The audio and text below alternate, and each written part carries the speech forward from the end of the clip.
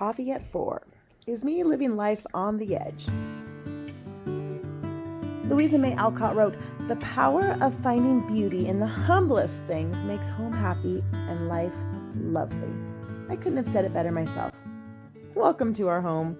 I'm Danielle, a homeschooling mom of 7, and this is Hogan Life. With no one hanging on my legs for one moment, I take the opportunity to make some pancake batter for tomorrow. And then I start making some tuna salad for tuna melts later. It's Saturday, and I try to cook simply on Saturdays, or have a leftover night. But the bigger we get as a family, the fewer leftovers we have these days. Bummer. Sandwiches are really a crowd pleaser in this house, so maybe once a week we will have a sandwich night. Tuna melts, grilled cheese, sliders, egg sandwiches, BLTs. They just really love sandwiches.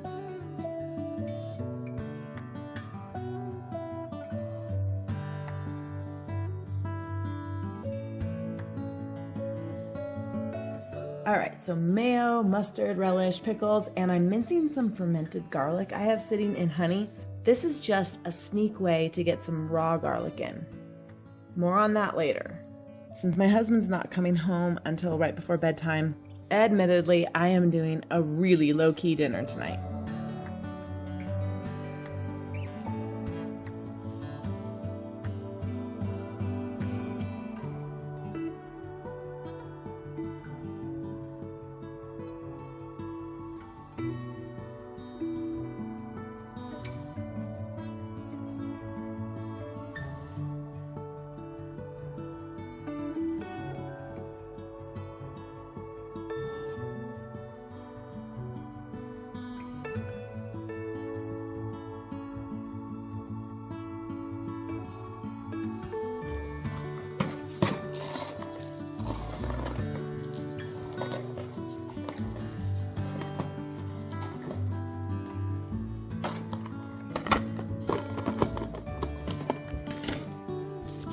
I even did things totally backwards tonight and had showers and baths first, just to get those out of the way because we are going to watch a movie.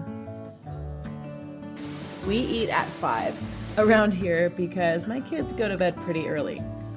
Now that they are getting older, it's just the little 3 that go to bed at 6:30 or between 6:30 and 7. But still, I like to have family dinners as much as possible. So 5 it is, and this has been a constant for a lot of years. Oh, I just like W's. So I fed the kids in waves, and Little's had, wait for it, leftover shells and cheddar. Real gourmet. Part of our Saturday fun this week is watching a movie together. We are on the back half of The Happiest Millionaire, which is an old Disney classic, which is super nostalgic of my childhood. While they are doing that, I try to get to some of the chores, like the dishes. You guys, I have to tell you, our dishwasher broke about a month ago, and it is seriously no joke. My husband says he's going to try and fix it, so I hope he's successful. Because with this big of a family, I didn't realize how much I love my dishwasher and how much time it actually does save me.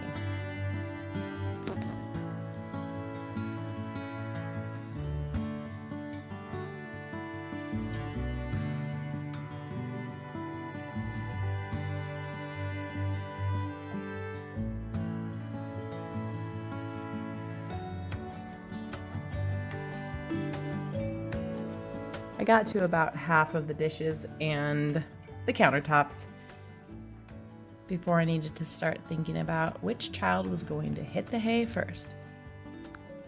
My little one has been fighting a cough, so she is going to bed first. It is about 6:30. I'm rubbing some menthol on her feet. That really helps with coughing in the night, helps them sleep better. Super effective.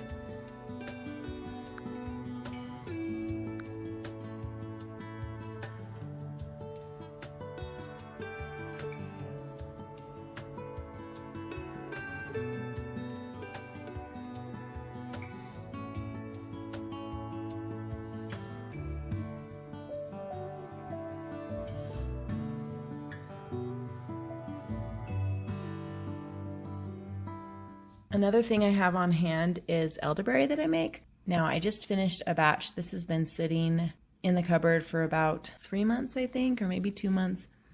And so I'm just pushing the liquid out of the elderberries and getting it ready. Even though this is made with organic vodka, I just will give a tiny bit to the kids. And it's an expectorant, and it really helps the coughing.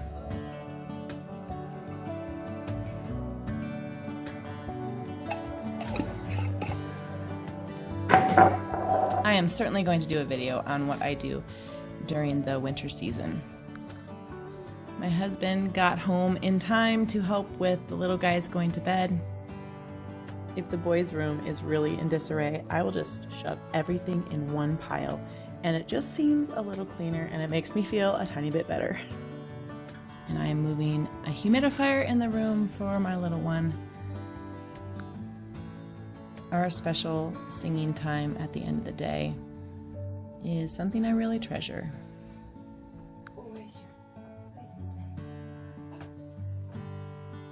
I remember with my fourth child, I would get him laughing so hard when we would have our nightly routine. But Darcy, she is serious. She just takes everything night-night with a straight face. Night-night.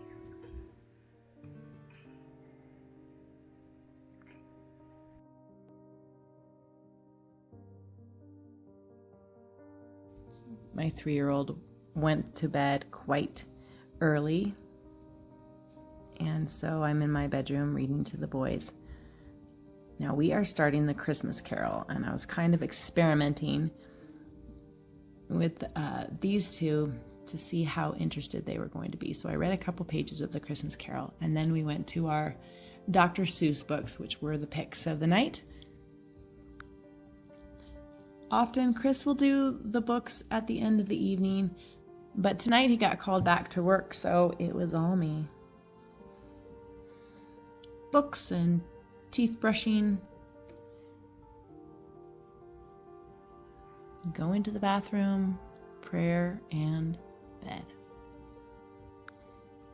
Some of our little rituals we've been doing for so many years has been I speak the 23rd Psalm over the kids as they are in their beds, and most of them can now say it by heart. Come here. All right, slow, get in bed. Since tomorrow is Sunday, church day we call it, I picked out the outfits of the bottom 4 children. So we hopefully will have a really seamless morning. Now, because we have kittens, we are engaging in inter-animal relations at the end of the day.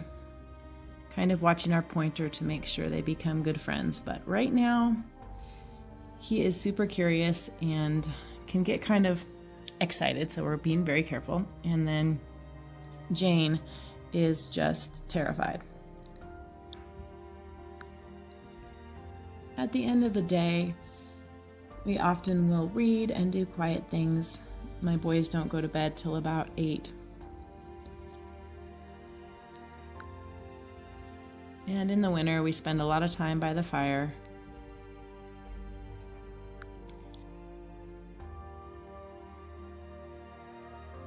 I treasure these times when we are all together, me and Chris and the kids, just living out ordinary moments. Moments that have a consistency and stability that build this immutable security in the hearts of my children. Anyway, sometimes my treasuring moments happen after the fact, when the moment has passed and my kids are sleeping like angels in their beds. The tired latter hours of the day are not always easy to appreciate, and I often find myself longing for the bedtime hour. And you know what? That's okay.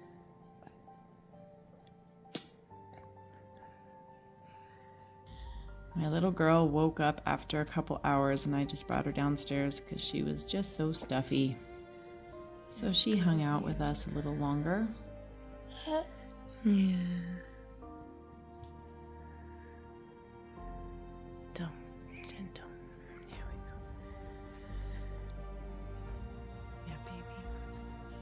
At the very end of the day when the boys go to bed, my daughter and husband and I will often watch a little show. or, which is something I'm super excited about, and they not so much. I have started reading them a book.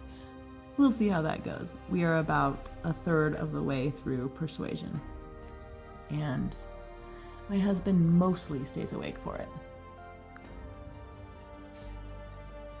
Most evenings I'll work on something, either editing or I've been working on a Shutterfly book. I'm not taking a ton of pains with this book. I'm just uploading all my pictures that I like, putting them in the book, and that way we have these little books that kind of document our years. They're not as beautiful as my sister's, but at least I'm doing them, so pat myself on the back there. You guys, thanks so much for joining me tonight. Just remember, whether your evenings are ordinary or really exciting, no one can mom your kids like you. I will see you next time. If content on family life, mom life, homeschooling, homemaking, and everything in between is something you are interested in, please subscribe and don't forget to click that like button.